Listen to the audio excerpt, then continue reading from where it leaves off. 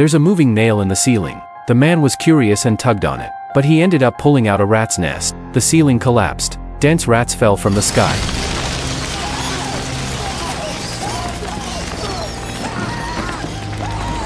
This is the second story in the thriller and suspense horror series, Cemetery Rats. Two grave robbers scavenged a woman's body. Although the noise is very small, they were discovered by the grave guard, Mason.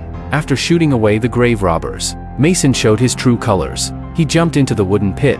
He took a gold tooth out of the corpse's mouth, but his hand shook. The gold tooth fell to the bottom. Reaching out to touch it, he was bitten by a rat. Mason was a gambler. He owed loan sharks to the mob. Sometimes the gold and silver from the corpses wasn't enough to pay off the monthly interest. The men also gave Mason an ultimatum. If you can't pay your debt in a week, then you're no longer a gravedigger, but a stolen body. Although the cemetery has been infested with rats lately, there's only so much he can do at this point. He found Dooley, the coroner's assistant. The two of them were always working in secret. Today, a new shipment of corpses arrived. Unfortunately, 3 of the corpses were from ordinary families. There's no money to be made. Mason wanted to go behind the curtain and take a look, but Dooley subconsciously stopped him. That piqued Mason's curiosity. On the autopsy table was a wealthy shipowner. He had a mouth full of gold teeth. Mason couldn't wait to get his pliers out. Dooley was quick to stop him.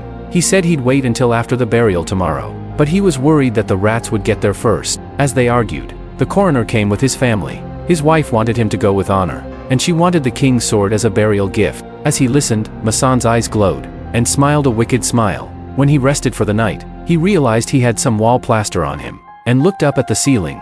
This nail was still shaking slightly, so he reached up and poked at it, and he pulled out a rat. He fell back on the bed in fear, and then a million rats crushed the ceiling. Matson was drowning in a flood of rats. He was terrified. I didn't realize it was just a hallucination, but he still got goosebumps. The funeral was soon to be held. Mason saw the sword. His eyes were filled with excitement, and so it was. He was buried during the day. He dug it up at night, but when we pried open the coffin, but the body wasn't there. It turned out that the rats had dug a hole, and dragged away the sword before the rats did. When Mason thought he might be nailed to the coffin by his debtor, he was terrified. Due to copyright issues, please watch the original movie on your own.